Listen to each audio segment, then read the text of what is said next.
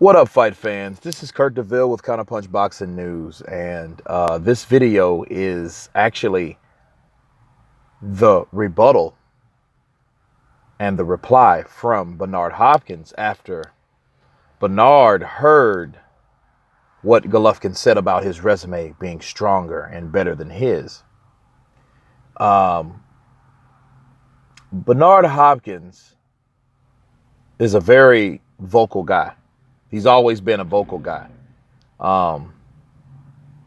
And he said vocally that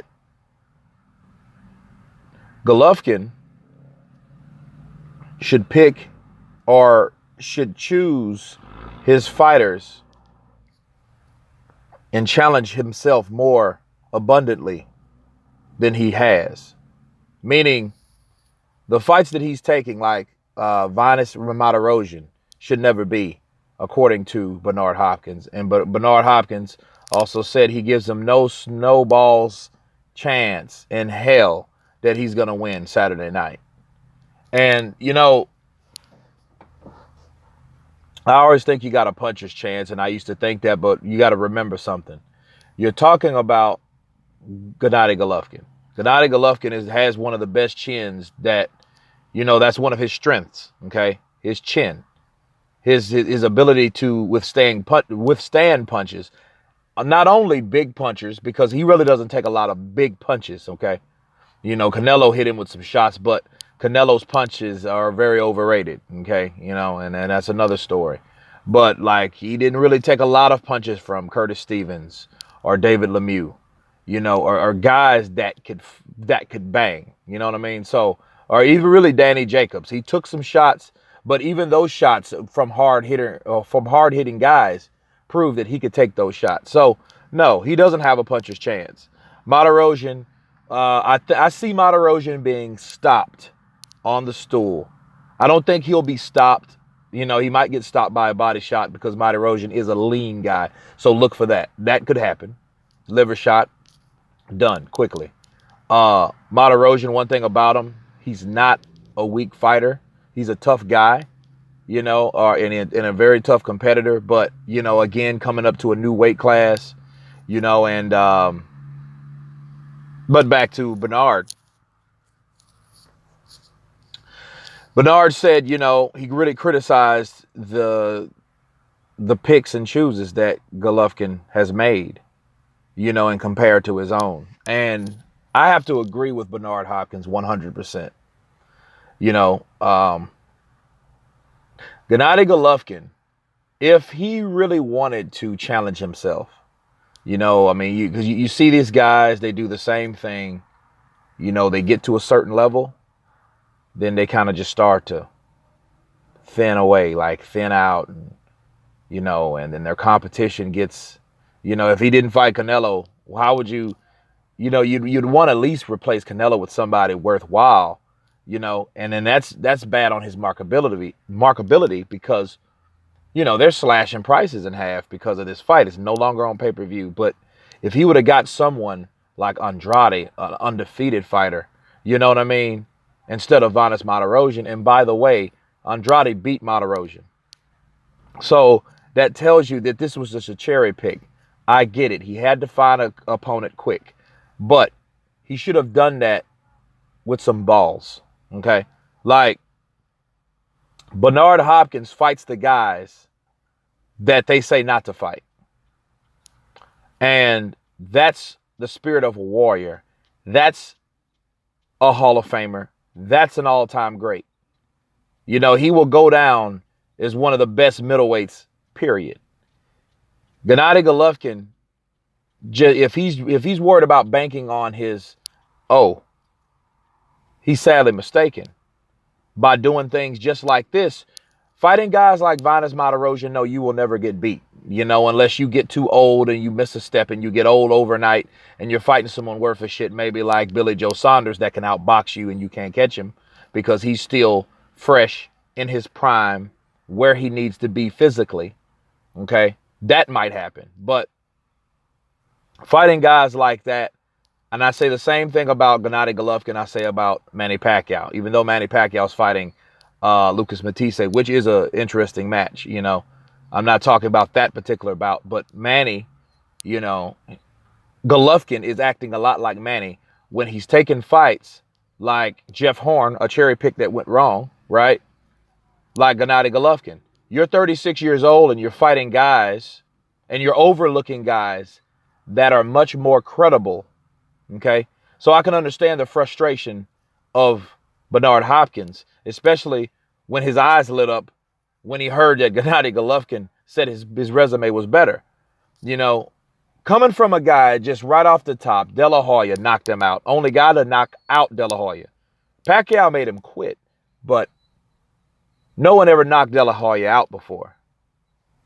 Stop Trinidad. Who's ever stopped Trinidad? Nobody. Okay? So those are two guys that are Hall of Famers, were the best pound-for-pound fighters in the world at one point. They were the creme de la creme in the welterweight, super welterweight, and middleweight divisions. You can't get it too much better than those guys. Okay? Roy Jones fought him twice, lost once in when Roy was just in his prime, and I don't see anybody beating Roy in his prime, mind you. Fought him again, okay, and beat him, decisioned him unanimously. Kovalev, fought Kovalev when he was 50, 51 years old, and took on someone like Kovalev. That takes balls. That takes heart. Corazon. That takes that. Not what Golovkin's doing. Golovkin's 36 years old and fighting a guy and overlooking guys that already beat the guy that you're fighting. That's unacceptable. I understand the frustration of Bernard Hopkins. Beating Antonio Tarver after Antonio Tarver dethrones Roy Jones. Beating an unbeaten Kelly Pavlik that took the belt from the guy that closely decisioned him, which was Jermaine Taylor. So look, here's the thing.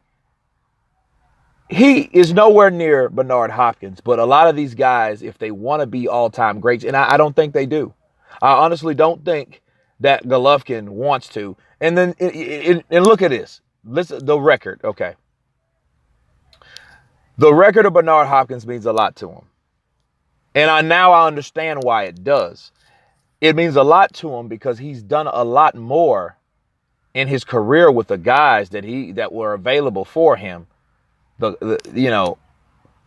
the competition, that he fought versus Golovkin. Shit, you fought three guys that were noticeable. You fought three guys. Canelo, you had a draw. Jacobs, it was a close decision. And Lemieux, he actually stopped Lemieux, but Lemieux got beat by Billy Joe Saunders. So really, how credible is he? He's just shown that, that makes Golovkin's stock lower because Billy Joe Saunders has beat the last guy that beat David Lemieux was Golovkin. But it really doesn't mean anything because now it shows that Lemieux can be beat anyway. So he's not as good if he gets beat by another fighter that Golovkin hasn't fought. You know what I'm saying? Does that make sense? Because these guys that Golovkin has fought hasn't really been on the level. You know what I mean? And then when he stepped up, he couldn't get a knockout. So this guy Triple G is known to knock people out. And I'm a Triple G fan, but I disagree with what he said. He took it way too far with that. But I understand what Bernard Hopkins is saying. His 21 title defenses came from much more legitimate fighters than Golovkin. Golovkin fought a lot of people similar to Deontay Wilder. Okay. That's what it reminds me of. That because those guys can be compared any day of the week. But then because you have more title defenses, you break someone's record that has busted their hump, that has fought the right guys, the toughest guys, the most dangerous guys. He didn't have to take those guys. You know what I mean? And I can understand if Vanes Martirosyan was a mandatory. He is not a mandatory. He's a guy that they picked out of the hat, just like Bernard Hopkins said. They picked this guy randomly. Oh, we need an easy fight because we don't want to risk anything. That's what it's about, being a pound for pound fighter, a champion with what, 4 different belts? Here's what, 4 different belts? And yeah, it's a lot. I understand business wise, but you have to understand something too. If you're the best, you can't hide behind the fear of losing. And that's what Gennady Golovkin's camp has done. So you give someone this bullshit fight, and I'll be there. I'll cover it. Of course, I'll cover it. But if he goes and knocks this guy out, of course, the Golovkin fans are going to cheer, but the skeptics are also going to rise, and rightfully so, because they're going to be like, well, damn, he got this guy out of here in 3 rounds. Why did this fight even take place? You know what I'm saying? So in comparison to his last, 2 fights, and they both went the distance, so, but then you get in there with this, with this lower competition, gets the guy out of there, and all the bona fide diehard Golovkin dick riders are going, oh yeah, Golovkin can do this, So it's like, that's what you have. But coming September, I hope he fights Billy Joe Saunders instead of Canelo. Because I think Canelo is the cash cow. He's the lucrative guy. But I've already done a video about that, guys. So, I'm having that uploaded. But yeah, you guys tell me what you think about Bernard Hopkins' remarks. Was it too crude? Was it spot on? Is it a hint of jealousy? Who knows? You guys tell me. But anyway, this is Kurt DeVille with Counterpunch Boxing News, and you guys been counterpunched. Peace.